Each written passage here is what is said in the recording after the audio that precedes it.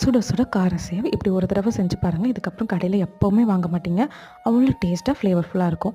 இது செய்கிறதுக்கு ஒரு பவுலில் 1 கப் கடலை மாவு, 1/4 கப் அரிசி மாவு, தேவையான அளவு ஜீரகம், வத்தல் தூள், கொஞ்சமாக பெப்பர், அப்புறம் தேவையான அளவு உப்பு, கொஞ்சமாக பெருங்காயத்தூள், இதுக்கப்புறம் பூண்டு அரைச்சி சேர்த்துருக்கேன். இது ரொம்பவே ஃப்ளேவர்ஃபுல்லாக இருக்கும். அண்ட் நெய்யும் கொஞ்சம் சேர்த்து நல்லா தண்ணி விட்டு பிசைஞ்சுக்கோங்க. சப்பாத்தி மாவை விட கொஞ்சம் சாஃப்டாக இருக்கணும். அந்த மாதிரி பிசைஞ்சதுக்கப்புறமா அந்த இடியாப்ப தட்டில் போட்டு முறுக்கு சுடுற மாதிரி சுட்டு எடுத்துட வேண்டியதான். ரொம்பவே டேஸ்ட்டாக இருக்கும். கண்டிப்பாக ட்ரை பண்ணி பாருங்கள். எண்ணெய் கொஞ்சம் ரொம்ப சூடாக இருக்கும்போது போடணும். கருவேப்பிலை போட்டு ஏதாவது செக் பண்ணி பார்த்துக்கோங்க. ஏன்னா நல்லா சூடாக இருக்கும்போது இந்த மாதிரி போட்டுக்கோங்க. இது உதிரி உதிரியாக கார சேவ் மாதிரியே தான் வரும். அண்ட் எண்ணெய் அந்த பொங்குறது எல்லாமே அடங்கினதுமே நீங்கள் எடுத்துக்கலாம். நல்லா மொறுமொறுன்னு கிறிஸ்பியாக பொரிஞ்சிருக்கும். கண்டிப்பாக அதை ட்ரை பண்ணி பாருங்கள். அண்ட் வீடியோ பிடிச்சிருந்தால் லைக் பண்ணுங்கள், ஷேர் பண்ணுங்கள், சப்ஸ்கிரைப் பண்ண மறந்துடாதீங்க.